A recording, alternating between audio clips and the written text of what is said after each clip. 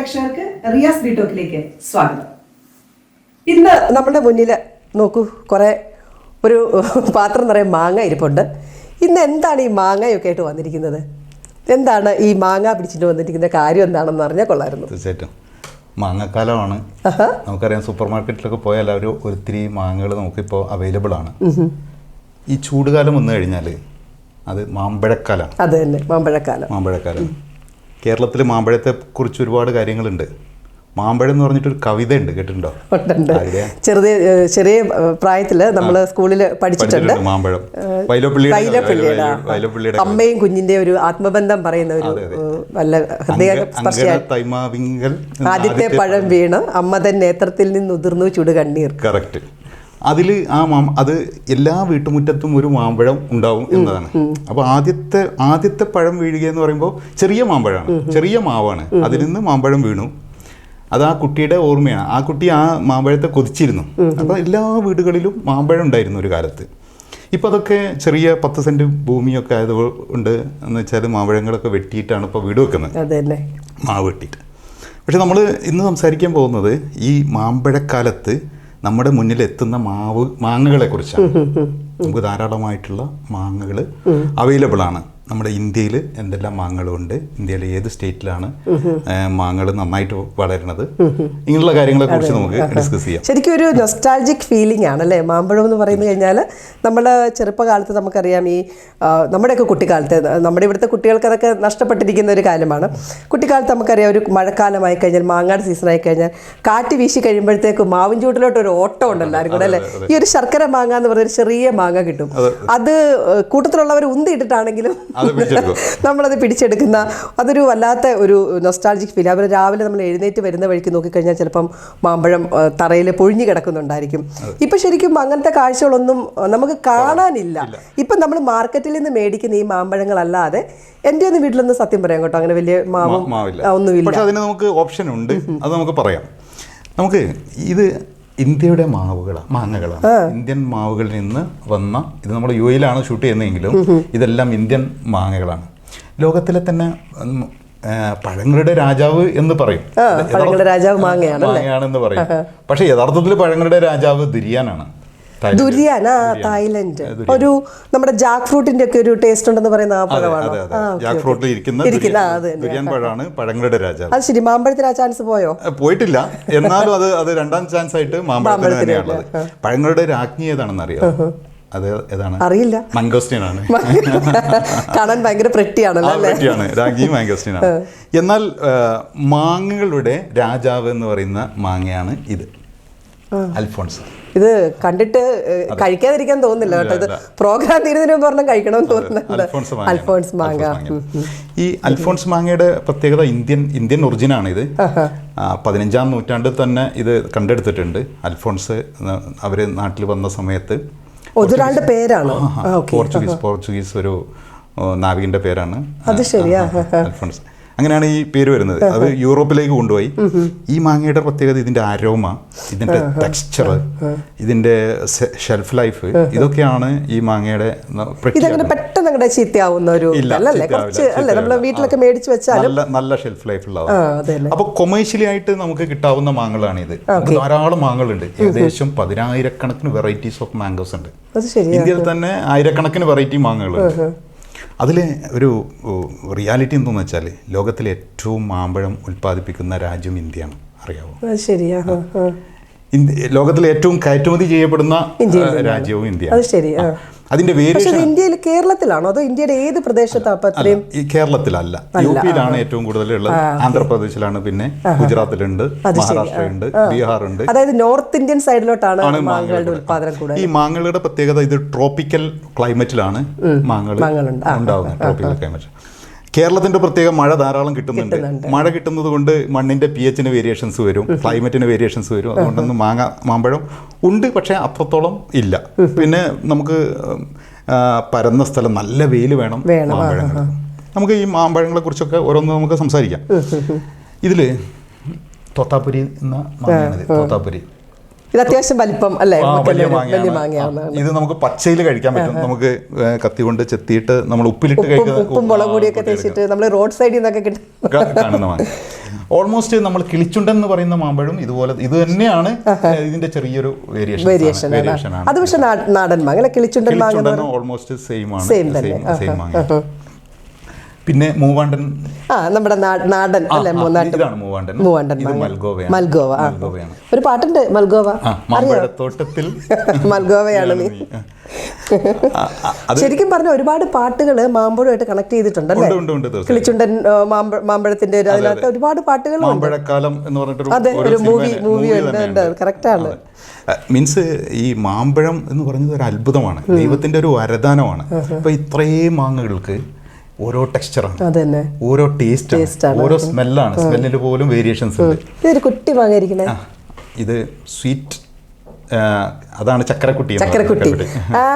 ഇതാണ് നമ്മുടെ നാട്ടില് ചെറുപ്പകാലങ്ങളിലൊക്കെ നമ്മൾ കടിച്ച് മുറിച്ച് കഴിച്ചോണ്ടിരുന്നത് അല്ലെ? കത്തിയുടെ ആവശ്യമില്ല, തറയിൽ കഴുകത്ത് പോലും ഇല്ലായിരുന്നു അന്നത്തെ. ഇതൊരു നാട്ടുമാങ്ങയാണ് ശരിക്കും. ഇതിപ്പോ അന്യം നിന്നുകൊണ്ടിരിക്കുന്ന ഒരു മാങ്ങയാണ്. ഇപ്പൊ ഇതിനെ സംരക്ഷിക്കാൻ വേണ്ടി നാട്ടിലൊക്കെ ആളുകളൊക്കെ ഇതിന്റെ തൈകളൊക്കെ വെച്ച് ഉണ്ടാക്കുന്നുണ്ട്. പക്ഷെ കാണാനും ശരിക്കും നോക്ക് ചക്കരക്കുട്ടി പോലെ തന്നെയാണ്. ക്യൂട്ട്, ഭയങ്കര ക്യൂട്ടായിട്ടുണ്ട്. പക്ഷെ ഈ മാമ്പഴം ഞാൻ ചോദിക്കുന്നത് ഈച്ച വരുന്നുണ്ടല്ലോ, ചെറിയ ഈച്ച. ഇതില് ഈ മാമ്പഴത്തിന്റെ ഒക്കെ പ്രത്യേകത ഇതില് അത്ര പെസ്റ്റിസൈഡ് ഉപയോഗിക്കാത്ത മാമ്പഴങ്ങളാണ്. ഇത് എക്സ്പോർട്ട് ക്വാളിറ്റി വരുമ്പോൾ പെസ്റ്റിസൈഡ്സ് വളരെ കുറയും. മീൻസ് ഒരു കേരളത്തിൽ ഏറ്റവും കൂടുതൽ മാമ്പഴം ഉണ്ടായ ഒരു സ്ഥലമുണ്ട്, മുതലമടയിലാണ്. കേരളത്തിന്റെ മാംഗോ ക്യാപിറ്റൽ എന്ന് പറയുന്ന സ്ഥലം മുതലമടയിൽ. അത് പാലക്കാട് ജില്ലയിലാണ്. മുതലമടയിൽ സക്കീർ എന്ന് പറയുന്ന മുഹമ്മദ് സക്കീർ എന്ന് പറയുന്ന ഒരാൾ 40 വർഷങ്ങൾക്ക് മുമ്പ് തമിഴ്നാട്ടിൽ നിന്ന് മാങ്ങ കൊണ്ടുവരികയും മാവ് കൊണ്ടുവരികയും നടുകയും ഒക്കെ ചെയ്തിട്ട് ഇപ്പോൾ ഏകദേശം 13,000-13,000-ത്തിലധികം ഏക്കേഴ്സിൽ അവിടെ മാമ്പഴം. കേരളത്തിൽ ഏറ്റവും കൂടുതൽ. എന്നാൽ ഇന്ത്യയിൽ ഏറ്റവും കൂടുതലുള്ളത് ഉത്തർപ്രദേശിലാണ്. അതിനുശേഷം ആന്ധ്രാപ്രദേശ്, മഹാരാഷ്ട്ര, ബീഹാർ ഇങ്ങനെയുള്ള സംസ്ഥാനങ്ങളിലാണ് ഉള്ളത്. ഈ ഓരോ മാങ്ങയ്ക്കും ഓരോ പ്രദേശമുണ്ട്. അൽഫോൺസ മാങ്ങ ശരിക്കും മഹാരാഷ്ട്രയുടെ. അൽഫോൺസ വെച്ച് എവിടെ വെച്ചു? ഇതാ മഹാരാഷ്ട്രയിലാണ്. ഇത് കൊങ്കൺ റീജിയനിലാണ് യഥാർത്ഥത്തിൽ അൽഫോൺസയുടെ. കൊങ്കൺ റീജിയനിലാണ് അൽഫോൺസ. ഇതിന് ഈ ഗോൾഡൻ കളർ ഉണ്ടല്ലോ, ഈ ഗോൾഡൻ കളർ ഇതിൽ തന്നെ ചെറിയ വെറൈറ്റി മാറ്റങ്ങളെല്ലാം ഉണ്ട്. നമ്മുടെ കൊങ്കൺ പ്രദേശങ്ങളിലാണ് ഈ അൽഫോൺസയുടെ പ്രദേശമുള്ളത്, ഒറിജിൻ. ഈ ഓരോ മാങ്ങയ്ക്കും ഇത് നമ്മൾ കേരളത്തിൽ കൊണ്ട് വളർത്തുമ്പോൾ ഇതിന്റെ യഥാർത്ഥ പ്യൂരിറ്റി നഷ്ടപ്പെട്ടു. മണ്ണ് മാറുമ്പോൾ, അതിന്റെ ക്ലൈമറ്റ് മാറുമ്പോൾ, റീജിയൻ മാറുമ്പോൾ ഒക്കെ ഇതിന്റെ പ്യൂരിറ്റി. ഓരോ പ്രദേശത്തിനും അതുകൊണ്ടാണ് ഓരോ മാങ്ങയുണ്ട്. ഇപ്പോൾ ഇത് കേസർ മാംഗോ, ഇത് ഗുജറാത്തിന്റെ സ്വന്തം മാങ്ങയാണ്. ഗുജറാത്തിലാണ് ഈ മാങ്ങയുടെ ഉൽപാദനം ഏറ്റവും കൂടുതലുള്ളത്. ഈ ഓരോ മാങ്ങയ്ക്കും ഓരോ ജോഗ്രഫിക്കൽ ഇൻഡെക്സ് ഉണ്ട്. ഓരോ ജോഗ്രഫി. നമ്മൾ നേരത്തെ അൽഫോൺസയെ കുറിച്ച് പറഞ്ഞു. ഇത് നമ്മൾ കൊങ്കൺ റീജിയനിലാണ് ഏറ്റവും കൂടുതൽ. ഇത് ഗുജറാത്തിലാണ്. നമുക്കറിയാവുന്ന ഒരു ഫാക്ടർ എന്താ വെച്ചാൽ ഗുജറാത്തിൽ ഏറ്റവും വലിയ മാംഗോ ഫാം അംബാനിയുടെയാണ്. ഏറ്റവും ബിഗ്ഗസ്റ്റ് മാംഗോ ഫാം 600 ഏക്കറിലാണ് അംബാനിയുടെ. അവര് പൊല്യൂഷൻ കൺട്രോളിന് വേണ്ടിയിട്ടാണ് ഇത് പ്ലാന്റേഷൻ സ്റ്റാർട്ട് ചെയ്തത്. പിന്നെ അത് വലിയ പ്ലാന്റേഷനായി, വലിയ കൾട്ടിവേഷനായി. അവരാണിപ്പം ഏറ്റവും കൂടുതൽ മാംഗോ എക്സ്പോർട്ട് ചെയ്യുന്ന ഒരു ഇൻഡിവിജ്വൽ പാർട്ടി ഇന്ത്യയിൽ. അതൊരു പുതിയ അറിവാട്ടോ എനിക്ക്. ഇത് അംബാനിക്ക് ഇത്ര വലിയൊരു മാംഗോ ഫാം ഹൗസ് ഉണ്ടെന്നുള്ളത് പുതിയൊരു അറിവ്. ലോകത്തിലെ ഏറ്റവും വലിയ മാംഗോ പ്രൊഡ്യൂസറും ഇന്ത്യയാണ്.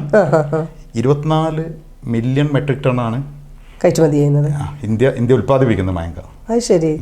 പക്ഷെ എനിക്കൊരു ഡൗട്ട് ഉണ്ട്. കാരണം എന്താ വെച്ചാൽ നമ്മളറിയാം, നമ്മളിപ്പോൾ എൻ്റെ വീട്ടിലൊക്കെ ഒരു മാവ് ഉണ്ടെങ്കിൽ ഇപ്പം മാങ്ങ ഉണ്ടാവുകയാണെങ്കിൽ തന്നെയും ഉണ്ടാവുന്നതാണ്, പിന്നെ അത് കംപ്ലീറ്റ് പുഴുവാണ്, നമുക്ക് കഴിക്കാൻ പറ്റുന്നില്ല. പക്ഷേ ഇപ്പോൾ ഒരു വാണിജ്യ അടിസ്ഥാനത്തിൽ നമ്മളൊരു ഇത് ഉൽപ്പാദിപ്പിക്കുമ്പോഴത്തേക്ക് ഈ അത് വലിയ ഹ്യൂജ് ഏക്കർ കണക്കിനുള്ളവരും ഉണ്ടാകും, ചെറിയ ചെറിയ കൃഷിക്കാരും ഉണ്ടാകും.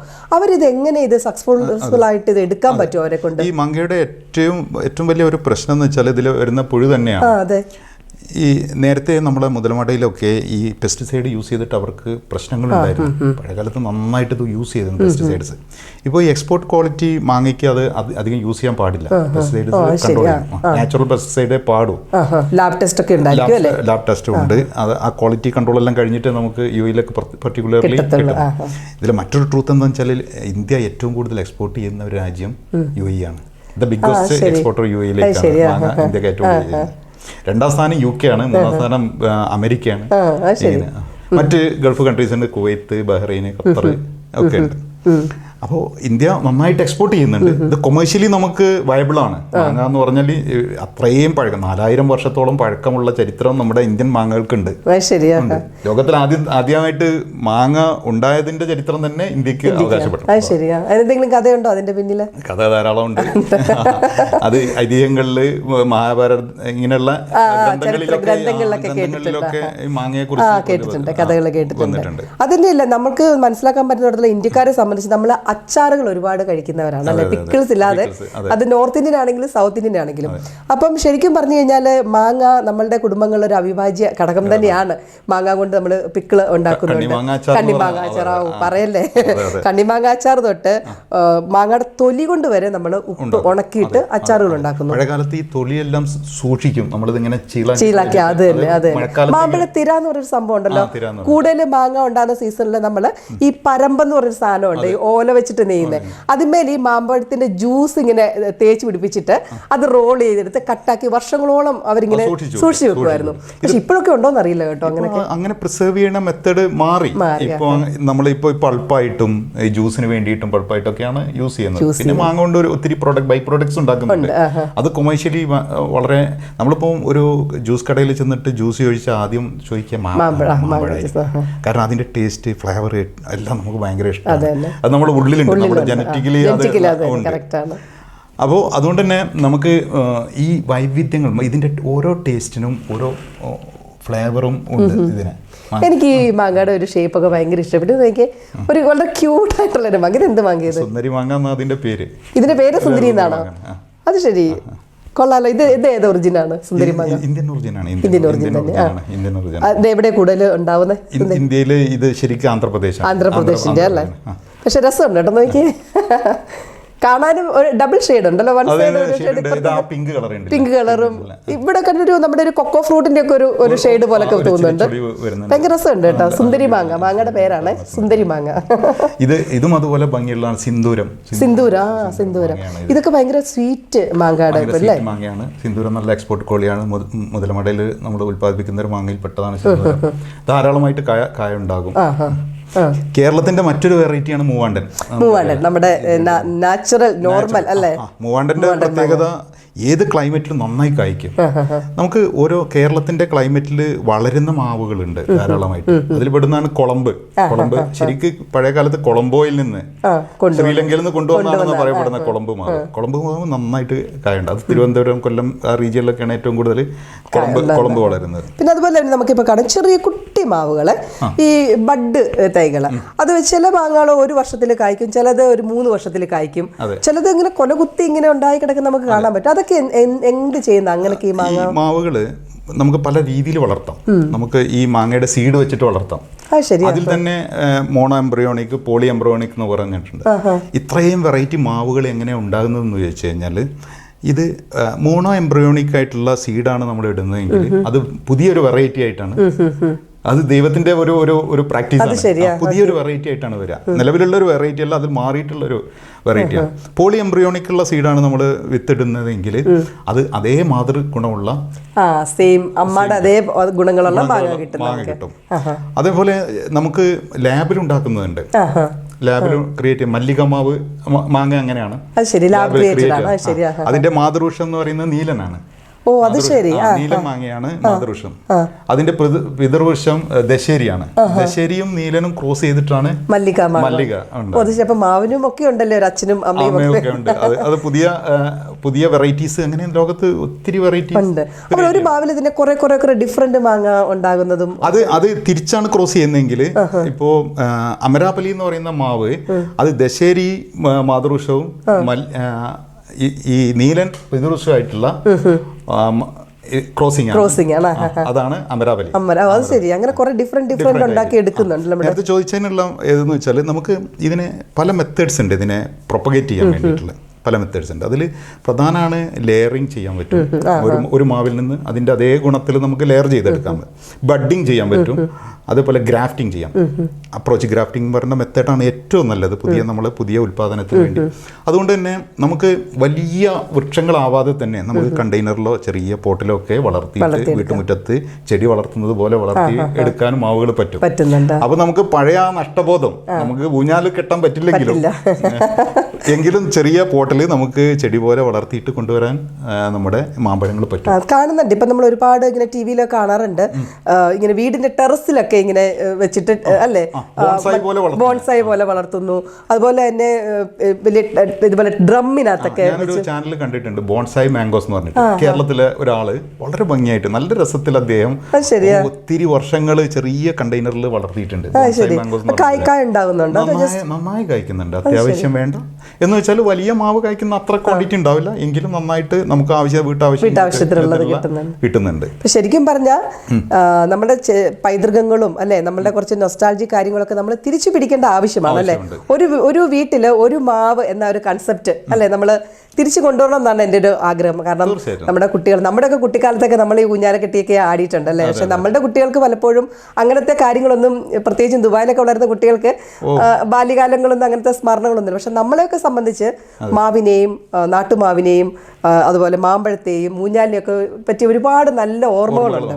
അപ്പൊ ശരിക്കും പറഞ്ഞാൽ ഒരു വീട്ടില് ഒരു മാവ് അത്യാവശ്യമാണ്. അതുപോലെ തന്നെ നമുക്കാണെങ്കിലും ഒരു വാർദ്ധക്യത്തിലൊക്കെ എത്തുമ്പം അല്ലെ 2 ചെയറൊക്കെ ഇട്ടിട്ട് മാവിന്റെ ചുവട്ടിലൊക്കെ ഇരുന്ന് ഒരു കപ്പ് ചായയൊക്കെ കുടിച്ചാൽ അല്ലെ ഭയങ്കര ഒരു ഫീലിംഗ് ആയിരിക്കും അത്. അപ്പം എല്ലാ വീടുകളിലും അല്ലെ ഓരോ മാവ് വെച്ച് പിടിപ്പിക്കട്ടെ. ഇതെന്ത് മാങ്ങ? ഇത് ഞാൻ വന്നപ്പോ തൊട്ട് ശ്രദ്ധിക്കുന്നുണ്ട്. ഇതിന്റെ വലിപ്പം നോക്കി. ഇത് ആക്ച്വലി എനിക്ക് തോന്നുന്നു 1 കിലോ ഉണ്ടെന്ന് തോന്നുന്നു കേട്ടോ. അതിന് വലിപ്പം ഉണ്ടല്ലേ. ഇത് എന്ത് മാങ്ങ? ഗുദാദത്ത് എന്ന് പറയുന്ന മാങ്ങയാണ്. എന്താണ് ഗുദാദത്ത്? ഇത് ശരിക്കും കേരളത്തിൽ വളർത്തുന്ന ഒരു മാങ്ങ തന്നെയാണ്. ഇതിന്റെ ഉത്തരേന്ത്യ ആണ് ഇതിന്റെ ഒറിജിൻ. പക്ഷെ കേരളത്തിൽ നന്നായി വളരും. ഹിമാസാഗർ, ഗുദാദത്ത് ഇങ്ങനെയുള്ള വലിയ മാങ്ങകളുണ്ട്. 4 kg വരെ വരുന്ന മാങ്ങകളുണ്ട്. അതിൽ പെടുന്ന ഒരു മാങ്ങയാണ്. ഇതിന്റെ ഒരു പ്രത്യേക ഒരു പ്രശ്നം എന്ന് വെച്ചാൽ ഇതിന്റെ ഷെൽഫ് ലൈഫ് കുറവാണ്. ഇപ്പൊ തന്നെ ഇത് വളരെ ഷെൽഫ് ലൈഫ് കുറവാണ്. അത് പഴുക്കുമ്പോ തന്നെ നമ്മളത് കട്ട് ചെയ്ത് ഉപയോഗിക്കണം. അങ്ങനെയാണല്ലേ. വേറെ എന്ത് മാങ്ങയാണല്ലോ നമുക്ക് ഇനി നമുക്ക് കേരളത്തിൽ വളരുന്ന ഇത് നല്ല പഴുത്തിരിക്കണം. നാട്ടി എന്ന് പറയുന്ന നാട്ടിമാവ് ഇതുപോലെയുള്ള ഒരു പ്രശ്നമുള്ള നല്ല സ്മെല്ലാട്ടോ. നാട്ടിമാവ് കേട്ടോ, നല്ല മണമുണ്ട്. അപ്പൊ രുചി അതുപോലെ തന്നെ ആയിരിക്കും. നല്ല രുചിയൊക്കെ രുചിയുണ്ടല്ലേ. ഇത് നമ്മുടെ ഇന്ത്യൻ വെറൈറ്റിയാണ്. ഇത്തരം നമുക്ക് എക്സ്പോർട്ട് ക്വാളിറ്റി ഇല്ലാത്ത മാങ്ങകളും ധാരാളം ഉണ്ട്. കേരളത്തിലൊക്കെ വളർന്ന ഒത്തിരി മാവുകളുണ്ട്. നാടൻ മാങ്ങകൾ ധാരാളമുണ്ട്. അതേപോലെ നേരത്തെ പറഞ്ഞ പോലെ കുളമ്പ് മാവ് നല്ല വീട്ടുമുറ്റത്ത് വെക്കാനും നന്നായി കഴിക്കാനൊക്കെ പറ്റുന്ന, ഈ ഡ്രമ്മിലും ഒക്കെ വളർത്താൻ പറ്റുന്ന മാവാണ് കുളമ്പ്. അതേപോലെ മറ്റൊരു മാവാണ് കാലാപ്പടി. ചെറിയ മാവ്. ഇത് നമുക്ക് കട്ട് ചെയ്തിട്ട് ഇതിന്റെ സീഡ് വളരെ തിന്നാണ്. അതുകൊണ്ട് തന്നെ ഇത് ചെറിയ മാവാണെങ്കിൽ മാങ്ങയാണെങ്കിൽ പോലും നമുക്ക് സ്കൂപ്പ് ചെയ്ത് കഴിക്കാം. ഐസ്ക്രീം കഴിക്കുന്ന പോലെ കഴിക്കാൻ പറ്റുന്ന മാങ്ങയാണ് കാലാപ്പാടി. ഇത് വീട്ടുമുറ്റത്ത് ഇതിന്റെ ഇലകളും ഭയങ്കര ഭംഗിയാണ്. ലീഫാണ് കാലാപ്പാടി. അതേപോലെ ഹിമാപസന്ത്, നാസിക് പസന്ത്. പല പേരുകളും ഞാൻ ആദ്യമായിട്ട് കേൾക്കട്ടോ. ഞാനിതൊന്നും കേട്ടിട്ടില്ല സത്യം പറഞ്ഞാൽ. അത് മാങ്ങയെ കുറിച്ച്, ഈ മാവിനെ കുറിച്ചൊക്കെ പഠിക്കുക ഭയങ്കര രസകരമായ ഒരു കാര്യമാണ്. ഈ ഓരോ മാങ്ങയും നമുക്ക് തിരിച്ചറിയാൻ പറ്റും കണ്ട്. അതിന്റെ രൂപവും ഭാവവും ഒക്കെ കണ്ടിട്ട് കഴിഞ്ഞാൽ ഇതിൽ വരാത്ത 1-2 മാങ്ങകളുണ്ട്. വളരെ ഫേമസ് ആയിട്ടുള്ള ബംഗനപ്പള്ളി നമ്മൾ ഇതിൽ പ്രസന്റ് ചെയ്തിട്ടില്ല. ബംഗനപ്പള്ളി ഇന്ത്യയുടെ തന്നെ ഫേമസ് മാങ്ങകളിലൊന്നാണ് ബംഗനപ്പള്ളി. ബദാമി എന്ന് ചില ആളുകൾ പറയും. ഇന്ത്യയിലെത്തി കഴിഞ്ഞാൽ കുറച്ച് വലിപ്പമുള്ള മാങ്ങയാണോ? അത് ഓൾമോസ്റ്റ് ഈ ഒരു വലിപ്പം വരും. ബദാമി കണ്ടിട്ടുണ്ട്. അത് ഇവർക്ക് അറബികൾക്ക് നല്ല ഇഷ്ടമുള്ള ഒരു മാങ്ങയാണ്. അൽഫോൻസോ കഴിഞ്ഞു കഴിഞ്ഞാൽ ബദാമിയാണ്. ചോൺസ എന്ന് പറയുന്ന നല്ല മാങ്ങയുണ്ട്. ചോൺസ ശരിക്കും പാകിസ്ഥാൻ ഇന്ത്യൻ റീജിയനിലാണ് വളരുന്നത്. ഇന്ത്യൻ ചോൺസ ഉണ്ട്, പാകിസ്ഥാന്റെ ചോൺസ ഉണ്ട്. ഈ മാംഗോ സീസൺ വരുമ്പോൾ നമുക്ക് പാകിസ്ഥാനി ഒരു മാംഗോ ഇവിടെ കിട്ടാറില്ല. അതെന്ത് മാങ്ങ? അത് ഇവിടുത്തെ സീസൺ കഴിഞ്ഞതിന് ശേഷമാണ്. ഭയങ്കര സ്വീറ്റ് ആണ്. ചോസ. വേറൊരു കാര്യം ഞാൻ ചോദിച്ചോട്ടെ, നമ്മൾ ഇന്ത്യക്കാർ മാംഗോ എന്ന് പറഞ്ഞാൽ നമ്മൾ വളരെയധികം ഇഷ്ടപ്പെടുന്നു, നമ്മൾ ഒരുപാട് കഴിക്കുന്നു. വേൾഡ് വൈഡ് ഇപ്പം നമ്മൾ വെസ്റ്റേൺ കൺട്രിയിലോട്ടൊക്കെ പോയി കഴിഞ്ഞാൽ അവർക്ക് ഈ ഫ്രൂട്ട് എത്രത്തോളം പരിചയമുണ്ട്, അല്ലെങ്കിൽ അവർക്ക് ഇത് എത്രത്തോളം ഇഷ്ടമാണ്? ലോകത്തെ ഏറ്റവും വില കൂടിയ മാങ്ങകളിൽ ഒന്നാണ് മിയാസാക്കി. മിയാസാക്കിയുടെ ഒറിജിൻ ജപ്പാനാണ്. അത് ശരിയാ. ജപ്പാനി മിയാസാക്കിക്ക് അത് അവര് മീൻസ് അവര് ഷെയ്ഡെല്ലാം കൊടുത്തിട്ട് നല്ല പരിചരണത്തോടെയാണ് കൊടുക്കുന്നത്. ഏകദേശം മറ്റേ പോളി കവർ പോലത്തെ ഒരു സിസ്റ്റം വെച്ചിട്ടൊക്കെ ഇത്രയും ഭംഗിയുള്ള ഇതിന്റെ ഒരു ബ്യൂട്ടി കണ്ടില്ലേ? ഇതേ ഒരു സ്റ്റൈലാണ്. ഇത് മിയാസാക്കി അല്ല, മറ്റൊരു മാവാണ്. ഇത് ശരിക്കും യമന്റെ ഒരു മാങ്ങയാണ്. അത് ശരിയാ. മിയാസാക്കി വല്ലാത്തൊരു വല്ലാത്തൊരു ഭംഗിയുള്ള കളർ, ഒരു സ്റ്റൈൽ ഇങ്ങനെയാ. ശരിയാ. അത് 3 ലക്ഷം രൂപയ്ക്ക് ഒരു കിലോയ്ക്ക് വിലയുള്ള കാര്യം. അത് ഈ ജപ്പാനികൾ അത് പ്രസന്റ് ചെയ്യാൻ വേണ്ടി ഗിഫ്റ്റായിട്ട് കൊടുക്കും മിയാസാക്കി മാങ്ങോസ്. തായ്ലൻഡ് വെറൈറ്റീസ് ധാരാളം മാങ്ങകളുണ്ട്. തായ്ലൻഡുകൾ മാങ്ങയെ അവര് തായ്ലൻഡിൽ നമ്മൾ രാവിലെയൊക്കെ ചെന്ന് കഴിഞ്ഞാൽ അവർ മാംഗോ റൈസ് എന്ന് പറഞ്ഞിട്ടൊരു വിഭവമുണ്ട്. ഭയങ്കര ടേസ്റ്റിയാണ് മാംഗോ റൈസ്. അവരുടെ നാംഡോക്മായി എന്ന് പറഞ്ഞിട്ടൊരു മാങ്ങയുണ്ട്, തായ്ലൻഡിൻ്റെ നാംഡോക്ക്. It's amazing mango. ഈ നാംഡോക്മായുടെ തൈകളൊക്കെ നമ്മുടെ നാട്ടിൽ ധാരാളമായിട്ട് കിട്ടുന്നുണ്ട്, ധാരാളമായിട്ട്. പക്ഷേ മുമ്പേ പറഞ്ഞ പോലെ നമ്മുടെ നാട്ടിൽ വരുമ്പോൾ അതിന്റെ സ്ട്രക്ചറും അതിന്റെ ഒരു സ്വീറ്റ്നെസ്സും ഒക്കെ വ്യത്യാസം വരും, ചെറിയ മാറ്റം വരും, ചെറിയ സ്വീറ്റ്നെസ് വ്യത്യാസം. പക്ഷേ നാംഡോക്മായി ഈ തൈ കാണാനും ഭയങ്കര ബ്യൂട്ടിയാണ്. വീട്ടുമുറ്റത്തൊക്കെ വെക്കാൻ പറ്റുന്ന നല്ല നല്ല ലീഫാണ് അതിന്റെ. അലങ്കാര ചെടി പോലെ വെക്കുകയും ചെയ്യാം, നമുക്ക് ഫ്രൂട്ട് കിട്ടുകയും ചെയ്യും. കാട്ടിമൂൺ എന്ന് പറഞ്ഞിട്ട് അവരുടെ തന്നെ മറ്റൊരു മാങ്ങയുണ്ട്. അത് ശരിയാ. ബനാന മാങ്ങ, ബനാനയെ പോലെ നീളത്തിലുള്ള മാങ്ങകളുണ്ട്. നമുക്ക് ഇവിടെ സൂപ്പർ മാർക്കറ്റിലൊക്കെ ധാരാളമായിട്ട് നല്ല എക്സ്പെൻസീവ് ആണ്. ഇത്തിരി നല്ല മാങ്ങകൾക്ക് ഈ തായ്ലൻഡിന്റെ മാങ്ങ കിട്ടും അല്ലേ? ഓക്കെ. ബ്രസീൽ നല്ല മാങ്ങ വളർത്തുന്ന ഒരു രാജ്യമാണ് ബ്രസീൽ. ശരിയാ. അപ്പൊ വിദേശ രാജ്യങ്ങളിലും ഒക്കെ ഈ ഫ്രൂട്ട് വളരെ ഫേമസ് ആണ്. അമേരിക്കക്കാർക്ക് ഫ്ലോറിഡ സ്റ്റേറ്റിലൊക്കെ നന്നായിട്ട് മാങ്ങകൾ വളരുന്നുണ്ട്. മുംബൈ എന്ന് പറഞ്ഞിട്ട് ബോംബെ എന്ന് പറഞ്ഞിട്ട് തന്നെ അവർ വളർത്തുന്ന മാങ്ങയുണ്ട്. ഇന്ത്യയിൽ നിന്ന് കൊണ്ടുപോയ മാങ്ങകളുണ്ട്. അമേരിക്കൻ റെഡ് പൾബർ എന്ന് പറഞ്ഞിട്ട് വളരെ പ്രശസ്തമായ മാങ്ങയുണ്ട്. പല രാജ്യങ്ങൾക്കും മാങ്ങയുണ്ട്, അവരുടേതായ രീതിയിലുള്ള. ഗൾഫ് കൺട്രീസിൽ യമനിൽ നന്നായിട്ട് മാങ്ങയുണ്ട്, ഈജിപ്തിൽ നന്നായിട്ട് മാങ്ങയുണ്ട്, ഇങ്ങനെയുള്ള. പക്ഷെ നമ്മൾക്ക് ഈ ദുബായിൽ കുറെ ഫാം ഹൗസുകളുണ്ടല്ലോ മാങ്കോടെ, അവിടേക്ക് എന്താ എന്ത് മാങ്ങ അവർ ശരിക്കും ഇവിടെ വളരുന്ന കുറെ വെറൈറ്റീസ് ഉണ്ട്. നമുക്ക് യാത്ര ചെയ്യുമ്പോൾ നമുക്ക് ആ വെറൈറ്റീസ് ശരിക്കും അറബിക് പേരുള്ള വളരും. ഈ മാങ്ങയ്ക്കുള്ള ഒരു മാവിനുള്ള ഒരു പ്രത്യേകത നല്ല ഹോട്ട് ക്ലൈമറ്റ് വേണം. ചൂട് വേണം എന്നെങ്കിൽ അവർക്ക് ഈ മാവിന് സ്ട്രെസ് വരുമ്പോഴാണ് ഇത് പൂക്കുന്നത്. പക്ഷേ ഈ വേറൊരു കാര്യമുണ്ട്, നമ്മുടെ നാട്ടിൽ ഈ മാങ്ങ പൂക്കും, നന്നായിട്ട് മാവ് പൂക്കും. പക്ഷെ ഒരു സുപ്രഭാതം നോക്കുമ്പോൾ എല്ലാ ഉണ്ണിമാങ്ങളെല്ലാം പൊഴിഞ്ഞു കിടക്കുന്നതാണോ? ഈ അന്നേരം ഈ പറയുന്നതൊക്കെ പുകയിട്ട് കൊടുക്കുക എന്ന് പറയുന്നത്. പക്ഷെ നമ്മൾക്കതൊന്നും അറിയില്ല എന്തോ സംഭവം. ഈ മാവിന് സ്ട്രെസ് കൊടുക്കാൻ വേണ്ടിയാണ് ഈ പുകയിടുന്നത്.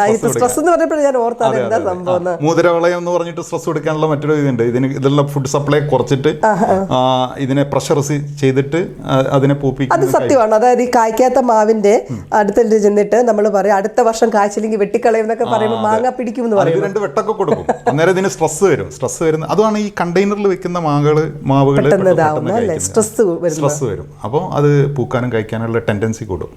അതുകൊണ്ട് നമുക്ക് പെട്ടെന്ന് കഴിപ്പിക്കണമെങ്കിൽ ഏറ്റവും നല്ലത് ഈ കണ്ടെയ്നർ ഫാമിംഗ് ആണ്. അപ്പൊ ഈ മാവിന്റെ സ്ട്രെസ് ആണ് ഈ മാംഗോ എന്ന് പറയുന്നത്. അതാണ് മാവിന്റെ സ്ട്രെസ് ആണ്. അത് ശരി. അതൊരു പുതിയൊരു നോളജ് ആട്ടി. അതിനാണ് നമ്മൾ ഈ പുകയ്ക്കുന്നത്. മീൻസ് ഇവിടെ നമ്മൾ ഈത്തപ്പഴം കായ്ക്കുന്നതും പൂക്കുന്നതും ഒക്കെ ഈ ചൂടുകാലം എന്ന പോലെ തന്നെ ക്ലൈമറ്റ് മഴയെല്ലാം പോയി അതിന്റെ വളർച്ച നിന്ന് അതിന് വെള്ളം കിട്ടാതാവുമ്പോഴാണ് ഇത് പൂക്കുന്നതും കായ്ക്കുന്നത്. പക്ഷെ മഞ്ഞൊരു വലിയൊരു വില്ലനാന്ന് തോന്നുന്നില്ല. ചില സമയത്ത് മഞ്ഞ് വന്നു കഴിയുമ്പോൾ അത് ക്ലൈമറ്റ് ചേഞ്ച് എന്ന് പറയുന്നത്. ഇപ്പോൾ റീസെൻ്റ്ലി ക്ലൈമറ്റ് ചേഞ്ച് 2 കാരണങ്ങളുണ്ട്. ഒന്ന് മഴയിൽ നമുക്ക് ഇപ്പോൾ അസിഡിറ്റി കൂടുതലാണ്. ഇപ്പോൾ മല്ലിക മാവിനൊക്കെ 7ന്റെ മുകളിൽ നമുക്ക് ഇതിന്റെ pH വാല്യൂ വേണം, മണ്ണിന്റെ pH വാല്യൂ. അപ്പോൾ അത് മഴ കാരണം നമ്മുടെ മഴയിലൊക്കെ 5ന്റെ ഒക്കെ താഴെയുള്ള അസിഡിക് ആണ് ഇപ്പോഴത്തെ പുതിയ മണ്ണ്. അത് ഈ നമ്മുടെ മലിനീകരണമൊക്കെ കാരണം, അന്തരീക്ഷ മലിനീകരണം കാരണം നമുക്ക് ക്ലൈമറ്റിൽ വേരിയേഷൻസ് വരുന്നതുകൊണ്ടാണ്. അപ്പോൾ ഈ ക്ലൈമറ്റ് വേരിയേഷൻസ് ഇതിന് നല്ലൊരു കാരണമാണ്.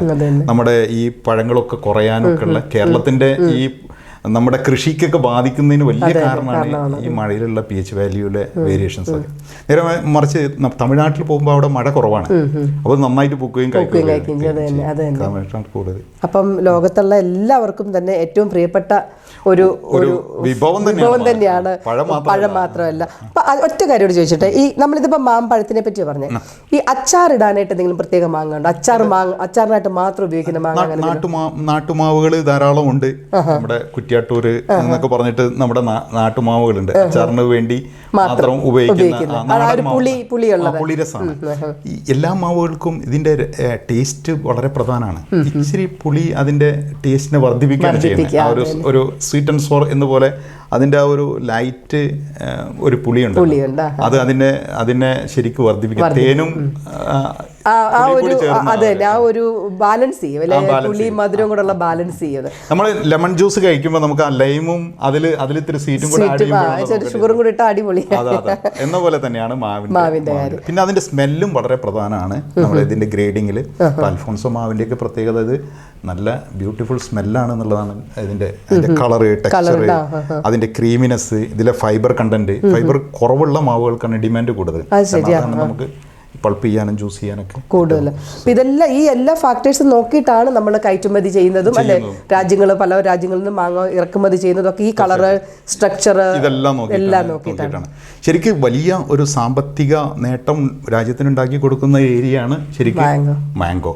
കണ്ടു കഴിഞ്ഞാൽ ഒരു വളരെ ചെറിയ ഒരു ഫ്രൂട്ടാണ്, പക്ഷെ ഇത് നമ്മുടെ രാജ്യത്തിന്റെ സമ്പദ്ഘടനയെ ഒരു പരിധി വരെ നമ്മളെ സഹായിക്കുന്നുണ്ട് അല്ലെ. ആയിരക്കണക്കിന് കർഷകർ അത് തന്നെ ഇതുകൊണ്ട് തന്നെ ഉപജീവന മാർഗം ചെയ്യുന്ന കുറെ ആൾക്കാർ. ചെറിയ ഒരു സീസണാണ്, മീൻസ് ജനുവരി മുതലാണ് ഇത് സ്റ്റാർട്ട് ചെയ്യുക. നമ്മുടെ മുതലമടയിലെ കേരളത്തിന്റെ മാങ്ക സീസണിന്റെ ഒരു പ്രത്യേകത ഏർലി സീസണാണ്. നേരത്തെ നവംബർ മുതൽ തന്നെ സ്റ്റാർട്ട് ചെയ്യും. അതാണ് നമ്മുടെ ആ ഈ റീജിയന്റെ ഒരു പ്രത്യേകത. നേരെ മറിച്ച് അത് മറ്റുള്ള സ്റ്റേറ്റുകളിലേക്ക് ചെല്ലുമ്പോൾ ലേറ്റ് ആയിട്ട് വരും. അപ്പൊ എത്രയും നേരത്തെ കിട്ടിക്കഴിഞ്ഞാൽ അത്രയും വാല്യൂ കിട്ടും. ചില സമയത്ത് നമുക്ക് തൊട്ടാൽ കൈപൊള്ളും, അതുപോലെ വില വരുന്ന സമയങ്ങളുണ്ടല്ലോ മാങ്ങയ്ക്ക് അല്ലേ. ചില സീസൺ അല്ലാത്ത സമയത്തൊക്കെ ആണെങ്കിലും കിട്ടാറുണ്ട് നമുക്ക്, ഭയങ്കര വിലയാണെന്നേ ഉള്ളൂ. എന്തായാലും ഇത്രയും അധികം കാര്യങ്ങൾ ഈ ഒരു ചെറിയൊരു മാംഗോ എന്നൊരു ചെറിയൊരു ഫലത്തെ പറ്റി കണ്ടുപിടിച്ച് നമ്മളുമായിട്ട് പങ്കുവെച്ചതിന് ഒരുപാട് നന്ദിയുണ്ട്. അതുപോലെ എല്ലാ വീടുകളിലും അല്ലെ ഒരു മാവിൻ്റെ തൈ എല്ലാവരും വെക്കണം. എല്ലാ വീടുകളും ഒരു മാവിൻ്റെ തൈ വെക്കണം. ഇപ്പം നമ്മളുടെ കുട്ടികളൊക്കെ ഇവിടെ വളരുന്നെങ്കിലും ഏതെങ്കിലും ഒരു കാലത്ത് ശരിക്കും നമ്മൾ നാട്ടിലേക്ക് തിരിച്ചു പോകേണ്ട ഒരു അല്ലെ വരുന്ന കുട്ടികൾക്ക് ഇത് പരിചയപ്പെടുത്തണം. ടേസ്റ്റ് എങ്ങനെയാണ് ഇത് വളരുന്നത്, ഏത് രാജ്യത്തിന്റെ മാവാണ്. നമുക്ക് സൂപ്പർ മാർക്കറ്റിലൊക്കെ ഇപ്പോൾ സഫാരിയിലൊക്കെ നല്ല ഫെസ്റ്റിവൽ മാംഗോ ഫെസ്റ്റ്, ഈയിടെ ചക്ക ഫെസ്റ്റ് കഴിഞ്ഞതേ ഉള്ളായിരുന്നു അല്ലേ. മാംഗോ മാനിയ ഞാൻ ഇന്നലെ അവിടെ പോയി നോക്കി. എവിടെയുള്ള നമ്മുടെ ഷാർജയിലുള്ള മൊയിലിയിലുള്ള സഫാരി മാർക്കറ്റിൽ നന്നായിട്ട് ചെയ്തിട്ടുണ്ട്. എല്ലാ ലുലുവിലും ഉണ്ട്. ഇപ്പൊ ഫെസ്റ്റിവൽ നടന്നുകൊണ്ടിരിക്കുകയാണ്. ശരി, അതൊക്കെ ഒരു വലിയ കാര്യം. പ്രവാസി മലയാളികളെ സംബന്ധിച്ച് ചക്ക സീസണില് ചക്ക ഫെസ്റ്റ് ഉണ്ടായിരുന്നു, ഇപ്പൊ മാംഗോ ഫെസ്റ്റില് അത് നടക്കുന്നുണ്ട്. അതൊരു ഒരുപാട് ഒത്തിരി നമ്മളെ സഹായിക്കും. അറ്റ്ലീസ്റ്റ് നമുക്കൊരു ആ ഒരു നൊസ്റ്റാൾജിക് ഫീലെങ്കിലും തിരിച്ചു കൊണ്ടുവരാനായിട്ട് പറ്റും. അപ്പം എല്ലാ വീടുകളിലും ഒരു മാവിന്റെ തൈയെങ്കിലും വെച്ച് പിടിപ്പിക്കുക. നമ്മുടെ തലമുറയ്ക്ക് അത് ഉപകരിക്കും. അതുപോലെ നമുക്കൊക്കെ ആണെങ്കിലും നമ്മുടെ ഇവിടുത്തെ ഒരു ഇതെല്ലാം കഴിഞ്ഞ് നാട്ടിലേക്ക് എന്തെങ്കിലും നമ്മൾ തിരിച്ചു പോകുന്ന ഒരു അവസരം വരുമ്പം നമ്മുടെ ആ വാർദ്ധക്യത്തിൽ ഒരു കപ്പ് കാപ്പിയൊക്കെ പിടിച്ച് ആ മാവിൻ ചോട്ടിൽ 2 ചെയറൊക്കെ ഇട്ട് ഒന്ന് ഇരിക്കുക എന്ന് പറഞ്ഞാൽ അതൊക്കെ ഒരു വല്ലാത്തൊരു അല്ലെ ഒരു പ്രൗഡ്, ഒരു ഫീലും ഒരു സന്തോഷമൊക്കെ നമുക്ക് തരും. അപ്പം എല്ലാ വീടുകളിലും ഒരു മാവിൻ തൈ വെച്ച് പിടിപ്പിക്കുക. എല്ലാവരും അതിന് ഇനിഷ്യേറ്റീവ് എടുക്കുക. ഒരുപാട് മാവിൻ തൈ നമുക്ക് തൈകളൊക്കെ മേടിക്കാൻ കിട്ടുന്നത് നല്ല നാട്ടിൽ തന്നെ കിട്ടും, എല്ലാ നഴ്സറികളിലും ചെയ്യുന്നുണ്ട്. അപ്പം നഴ്സറികളിലൊക്കെ അവൈലബിൾ ആണ് മാവിൻ തൈകൾ. ഇപ്പം നാട്ടിൽ പോകുമ്പോൾ ഓർത്തോളുക, അടുത്ത അവധിക്ക് നാട്ടിൽ പോകുമ്പോൾ നിങ്ങൾ നിർബന്ധമായിട്ടും ഒരു മാവിൻ്റെ തൈ മേടിച്ച് വീട്ടിൽ വെക്കുക. എന്നിട്ട് വീട്ടുകാരോട് പറയുക, അതിന് നന്നായിട്ട് വെള്ളവും വളമൊക്കെ കൊടുത്ത് അത് തന്നെ അങ്ങ് വളർന്നോളും. ഒരു സമയമാകുമ്പോൾ നമുക്ക് നമുക്ക് തൈകളെ കുറിച്ച് മറ്റൊരു എപ്പിസോഡിൽ കൂടുതൽ പറയാം. പക്ഷെ എനിക്ക് തോന്നുന്നു ഇത് ഒരു എപ്പിസോഡ് തീരുന്ന ഒരു വിഷയമല്ല അല്ലേ. അപ്പൊ നമുക്ക് ഇതിനെപ്പറ്റി കൂടുതൽ ഡിസ്കഷൻസ് വേണ്ടി വരും. അതായത് മാവിന്റെ തൈകൾ എങ്ങനെ ഉൽപ്പാദിപ്പിക്കുന്നു, എന്താണ് അതിന്റെ ഏത് രീതിയിലാണ് അത് വെക്കേണ്ടത്, അത് തന്നെ അതേപറ്റി നമ്മൾ ഫാമിങ്ങിലൊക്കെ ഒത്തിരി കാര്യങ്ങളുണ്ട്. High density farming, mid density farming എന്നൊക്കെ പറഞ്ഞിട്ട് ഒരു ഏക്കറിൽ നമുക്ക് എത്ര മാവ് വയ്ക്കാം, എങ്ങനെയൊക്കെ ഏതെല്ലാം ഇനങ്ങൾ, അതിന്റെ എങ്ങനെയാണ് അതിന്റെ ആ ഒരു മണ്ണിന്റെ പ്രിപ്പറേഷനും വളം എങ്ങനെയാണ്, പെസ്റ്റിസൈഡ്സ് ഇല്ലാത്ത രീതിയിൽ എങ്ങനെ ഫ്രൂട്ട് കിട്ടാൻ പറ്റും അല്ലെ. ഒരുപാട് കാര്യങ്ങൾ നമ്മൾ ചോദിച്ചൊരു ചോദ്യം ഞാൻ ഉത്തരം പറഞ്ഞിട്ടില്ല. യഥാർത്ഥത്തിൽ ഫെറമോൺ എന്ന് പറഞ്ഞിട്ടൊരു മെത്തേഡ് ഉണ്ട്. കെണി വെച്ചിട്ടാണ് ഇതിലൊരു ഈച്ച വന്നിട്ട് കുത്തുന്നതാണ്. ഞാൻ ചോദിച്ചത് സീഡിനകത്ത് എങ്ങനെയാണ് പുഴു വരുന്നത്? അത് പുഴു വന്നിട്ട് കുത്തുന്നതാണ് ചെറിയ മാമ്പഴം ആവുന്ന സമയത്ത്. അപ്പൊ അതിനെ നമുക്ക് മെത്തേഡ് ഉണ്ട്, ഒരു കെണി വെച്ചിട്ടാണ് ഇതിനെ ഫെറമോൺ കെണി എന്ന് പറയും. അത് മറ്റേ പെസ്റ്റിസൈഡ് അല്ല, പെസ്റ്റിസൈഡ്. അങ്ങനെ നമുക്ക് ചെയ്യാം. ഇതിനെ അങ്ങനെ കവർ ഇട്ടിട്ട് സംരക്ഷിക്കുക, അങ്ങനെയൊക്കെ ചെയ്യാം. അതുപോലെ നീം ഓയിൽ നല്ലൊരു പെസ്റ്റിസൈഡ് ആണ്. അങ്ങനെ നാച്ചുറൽ. ഇതിന് ഗവൺമെന്റ് സപ്പോർട്ട് വളരെ ഇമ്പോർട്ടന്റ് ആണ്. ഗവൺമെന്റ് നന്നായിട്ട് സഹായിക്കണം കർഷകരെ. അപ്പോഴാണ് ചൈനയിൽ ഞാൻ പോയി. നമുക്ക് സഹായമുണ്ടോ? ഗവൺമെന്റിന്റെ ഭാഗത്തുനിന്ന് സപ്പോർട്ട് ഉണ്ടോ? ഉണ്ടായിരിക്കും. എനിക്ക് അതിന്റെ ഡീറ്റെയിൽ അറിയാം. എന്തായാലും വേണം അത്. അപ്പോഴാണ് ഇവർക്ക് നന്നായി. ചൈനയിലൊക്കെ ഞാൻ പോയി കണ്ടപ്പോൾ ചൈന ഇപ്പോൾ 2ാം സ്ഥാനത്തേക്ക് എത്തി. നേരത്തെ ചൈന ആയിരുന്നില്ല, ഇന്തോനേഷ്യ ആയിരുന്നു സെക്കൻഡ് പൊസിഷനിൽ ഈ മാങ്ങയുടെ ഉൽപ്പാദനത്തിന്. അവർ ഇപ്പം ഏക്കറക്കണക്കിന് കൃഷി ഇപ്പോൾ ആരംഭിച്ചു. അപ്പൊ ഗവൺമെന്റ് സഹായം അതുകൊണ്ടായിരിക്കാം. അപ്പൊ ശരിക്കും ഗവൺമെന്റ് സപ്പോർട്ട് ഉണ്ടെങ്കിൽ നമുക്ക് ചെയ്യാൻ പറ്റും. അപ്പം എന്തായാലും ഈ ഒരു മാമ്പഴത്തിൻ്റെ രുചിയോടും മണത്തോടും കൂടിയുള്ള ഈ മാമ്പഴ എപ്പിസോഡ് നമുക്കിവിടെ വൈൻഡപ്പ് ചെയ്യാം. അപ്പം നമ്മൾ പറഞ്ഞ പോലെ തന്നെ മറ്റൊരു എപ്പിസോഡിൽ ഇതിൻ്റെ കൾട്ടിവേഷൻ, ഇതിൻ്റെ ഫാമിംഗ്, ഇതിനെ പറ്റിയൊക്കെ ഒരു ഡീറ്റെയിൽഡ് ആയിട്ട് ഒന്നും കൂടെ നമുക്ക് വരാമല്ലേ? അപ്പോൾ അതുവരേക്കും നന്ദി, നമസ്കാരം. Thank you.